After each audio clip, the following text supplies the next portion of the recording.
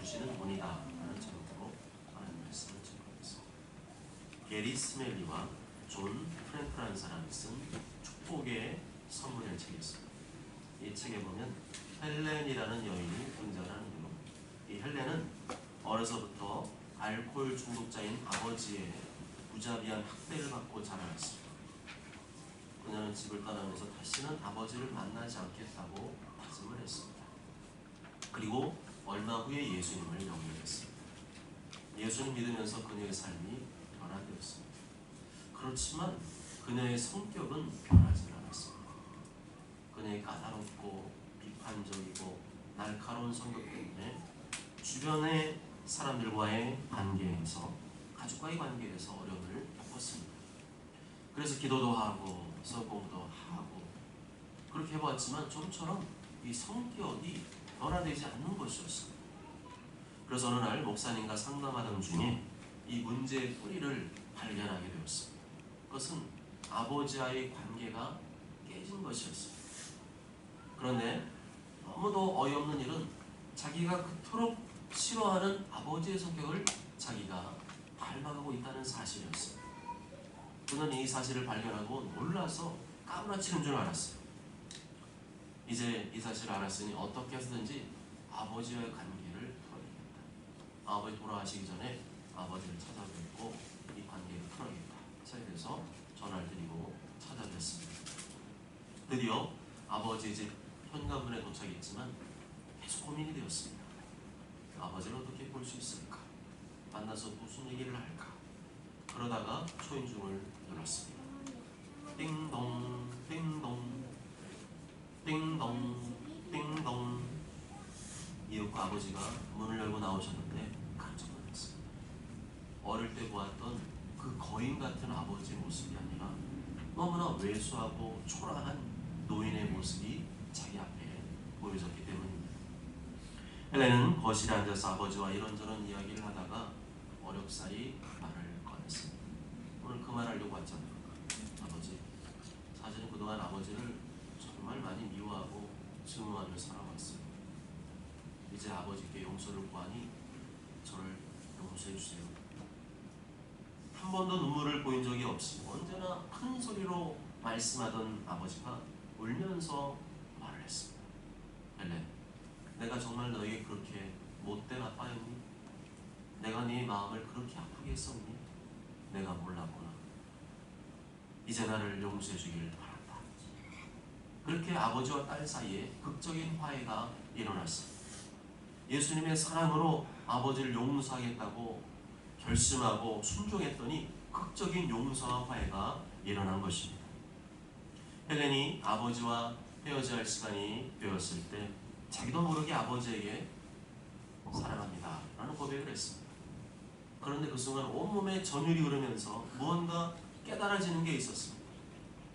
나도 아버지를 사랑한다고 고백할 수 있구나.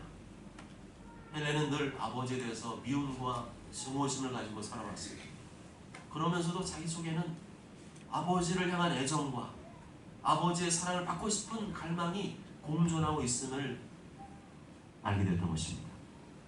이후에 헬렌의 성격은 바뀌었습니다. 사람을 품어줄 줄 알게 되었고, 사람을 사랑할 수 있게 되었고, 사랑을 표현할 수 있게 되었습니다. 그야말로 어둠의 문이 열리고 찬란한 하늘의 빛이 헬렌의 마음속에 임하게 된 것입니다. 그동안 미워하고 증오했던 아버지와 화해를 하자 비로소 하나님의 은혜가 헬렌에게 쏟아져 내렸던 것입니다. 부모 공경은 율법의 문제가 아닙니다. 노력으로 해결할 수 있는 문제도 아닙니다. 의무이기 때문에 해야 되는 문제도 아닙니다. 오직 주 안에서 해결할 수 있는 문제입니다. 자녀들아, 주 안에서 너희 부모에게 순종하라. 이것이 옳으니까. 진심으로 부모님을 공경하려면 먼저 우리 마음속에서 주 안에서 주님의 마음이 흘러 넘쳐야 됩니다. 내 속에서부터 먼저 기적이 일어나야 됩니다. 그러기 위해서는 내가 먼저 예수님과 많은 시간을 가져야 됩니다. 의무적으로 부모님을 공경하겠다는 생각보다는 내가 먼저 주님과 교제하는 시간, 주님과 대화하는 시간, 주님과 기도하는 시간을 충분히 가져야 됩니다. 내 안에 사랑이 없는데 어떻게 부모님을 진심으로 공경하고 사랑할 수 있겠습니까? 내 안에서 십자가에서 피 흘리신 예수님의 사랑이 흘러넘치지 않는데 어떻게 부모님을 진심으로 사랑하고 공경할 수 있겠습니까? 이렇게 본다면 내 부모를 공경하라는 말씀은 내 마음속에 예수님의 사랑이 흘러넘치고 있는지 아닌지, 내가 예수님과 기쁨으로 동행하며 살고 있는지 아닌지를 점검해보는 시금석이라고 할 수 있습니다. 부모 공경을 어쩔 수 없이 해야 되는 의무라고 생각하지 마십시오. 별로 내키지 않는데 어쩔 수 없이 해야 된다. 다른 사람의 이목 때문에 안 할 수 없으니까 해야 된다. 그렇게 생각하지 마십시오. 그런 공경은 진심이 아니기 때문에 하나님께서 인정하기 어려우실 것입니다. 십자가에서 피 흘리신 예수님의 사랑으로 해야 됩니다. 그 사랑이 흘러넘칠 때 부모 공경은 너무도 자연스러운 일이 됩니다. 억지로 하지 않게 됩니다. 내 안에 예수님의 그 피 흘리신 사랑이 메말랐기 때문에 부모 공경이 어려운 것입니다. 헬렌처럼 부모님으로부터 마음에 큰 상처를 받아서 힘들어하는 분이 계십니까? 목사님 몰라서 그래요. 내가 얼마나 힘들게 살았는지 몰라서 그래요. 우리 부모님 날 어떻게 되는지 몰라서 그래요. 잘은 모르지만 공감은 할 수 있습니다. 그런데 한 가지 알아둬야 될 것이 있습니다. 그것은 부모님이 특별히 나쁜 사람이어서 그런 것이 아니라는 것입니다. 부모님도 어쩔 수 없는 사람입니다. 부모님도 어쩔 수 없는 죄인입니다. 부족한 것이 많고 단점이 많고 본인도 마음대로 안 되는 것이 많은 어쩔 수 없는 죄인입니다. 자녀는 부모와 함께 어린 시절을 보내면서 부모님에 대해 모든 것을 알게 되었어요. 부모님의 약점, 단점, 위선적인 모습, 말과 행동이 잘못된 모습들을 다 보고 자랐습니다. 그렇기 때문에 자녀에게는 그런 것들이 다 상처가 되고 불만이 될 수가 있습니다. 그런데 어린 시절에는 이 받은 상처를 풀어낼 방법이 없습니다. 왜 그러는지 이해도 안 되고 우리 부모님은 왜 저런가 항의해도 안 되고 따져도 안 되고 그렇게 어린 시절에 힘이 없는 어린 시절에 자꾸만 받고 자라다 보니까 그게 점점 내 마음속으로 상처가 되고 그 상처가 깊어지게 되었습니다. 그래서 여전히 부모님의 사랑과 은혜를 받고 살지만 그러면서 동시에 부모님께 대한 원망과 불만을 쌓아가고 있는 이중적인 모습으로 살아가게 됩니다. 어떤 목사님이 어릴 때 개를 잃었는데 그 개는 장애가 있는 장애견이었습니다. 그 개에게 마음을 쏟고 정성을 다해서 길러고 있는데 어느 날 학교 갔다 왔더니 이 개가 없어졌어요. 그래서 어머니한테 여쭤봤더니 개를 팔아서 교회 건축원금으로 들였다는 것입니다. 얼마나 마음이 상하는지 그게 마음속에 깊은 상처가 되었습니다. 그런데 이 목사님이 나중에 선교사가 되어서 자신의 인생 전부를 하나님께 바치게 되었습니다. 그리고 선교사로 헌신할 때 그 일이 생각났습니다. 비록 성숙하게 처리하지는 못하셨지만 어머니의 헌신의 심정이 바로 이러한 것이었겠구나. 목사님 자신이 선교사가 되어서 자신의 삶 전부를 하나님께 바치겠다고 고백했던 것처럼 어머니도 그 당시에 개를 팔아서라도 교회 건축하는데 헌신하기를 원했던 것입니다. 그전에는 이해할 수 없었던 부모님의 행동이 나중에는 이해가 됩니다. 대부분의 부모님들은 자녀에게 상처를 주고도 무슨 상처를 주었는지 모르는 경우가 많아요. 어쩌다가 자녀가 왜 그랬냐고 또 왜 그랬냐고 조목조목 따져 물으면 부모님이 오히려 당황이 합니다. 심지어는 뭘 그런 거 가지고 이렇게 꼬치꼬치 따지고 드냐고 야단치는 부모님도 있습니다. 부모님이 어떤 나쁜 의도로 그런 게 아니었기 때문에 본인이 기억을 못하는 거예요. 그런 식으로 따진다면 반대로 자녀는 부모님에게 잘못한 것을 다 기억하고 있나요? 자녀도 잘 모르잖아요. 의도적으로 자기도 부모님에게 상처를 한 게 아니고 자기 연약한 부족함 때문에 그랬던 경험들이 있거든요. 대부분의 경우는 어쩔 수 없이 했던 일이 자녀에게 상처가 된 경우가 많습니다. 이렇게 부모와 자녀 간에는 한 울타리 안에 있기 때문에 서로 의도치 않게 그러려고 그런 게 아닌데 그런 상황이 되었기 때문에 서로 상처를 주고받는 일이 많이 있음을 기억해야 됩니다. 그런데 부모와 자녀 사이에는 한 가지 큰 차이점이 있습니다. 그것은 자녀는 부모님이 나에게 준 작은 상처를 계속 오랫동안 기억하지만 부모님은 자녀가 준 큰 상처를 잊어버리고 산다는 겁니다. 왜냐하면 부모님은 언제나 자녀를 대할 때 은혜와 사랑으로 대하기 때문입니다. 그런데 자녀는 그러지 못한 것 같아요. 심지어 어떤 자녀는 부모님이 저한테 해준 게 뭐가 있어요? 하고 소리 지르는 경우도 있습니다. 정말 부모님이 해준 것이 없을까요? 그렇게 소리 지르는 힘이 있다는 것만으로도 부모님의 은혜를 내가 얼마나 많이 받았는지를 증명하고 있는 것이 아닙니까? 갓난아기 때 내가 알아서 큰 것 같습니다. 알아서 내가 밥 먹고 알아서 잠자고 알아서 또 오줌 가렸나요? 만약 누군가가 보살펴주고 먹여주고 재워주고 입혀주지 않았다면 지금의 내가 어떻게 살아있을 수가 있습니까? 지금 내가 살아있다는 것만으로도 내가 부모님의 은혜 가운데 살아왔다는 것을 증명하지 않습니까? 사람은 어리석게도 항상 뒤늦게 부모님의 은혜를 배웠습니다. 그래서 부모님에게 상처받았다는 말을 쉽게 하고 살죠. 근데 나중에 나이가 들어서 부모가 되면, 그리고 자식이 부모한테 그렇게 말을 하고 상처를 주면 그때서 비로소 나를 키워주신 부모님이 보이게 됩니다. 그때서야 철이 들게 되는 거죠. 미우라 아야코의 소설 유명한 빙점이라는 책이 있습니다. 그 마지막에 보면 여자 주인공이 자살하려고 눈 높인 산을 올라가는 장면이 나옵니다. 자기가 본처의 딸이 아니라 첩의 딸이라는 사실을 알고 마음이 완전히 무너진 거예요. 왜 나를 낳았냐면서 엄마에게 대한 원망이 극심했습니다. 이제 더 이상 살고 싶지 않았어요. 이렇게 눈 높인 산길을 올라가서 절벽 앞에 섰습니다. 그리고 절벽 앞에서 뛰어내려고 했던 그녀가 자기가 걸어온 발자국을 뒤돌아봤습니다. 그런데 눈이 자기 발자국이 보이는데 전부 다 삐뚤빼뚤한 거예요. 분명히 자기는 똑바로 걸어왔는데 어떻게 이렇게 삐뚤빼뚤할 수 있지? 의아했습니다. 그때 어머니가 생각했습니다. 나는 바로 걷는다고 걸어도 이렇게 삐뚤삐뚤할 수가 있구나. 우리 어머니도 그랬겠구나. 우리 어머니도 잘 살아보고 싶었고 바로 살고 싶은 마음이 있었지만 마음대로 안 되었던 것뿐이구나. 그런 마음이 들자 여자 주인공은 어머니를 용서하게 되었습니다. 우리 자신을 보게 되면 비로소 부모님이 보입니다.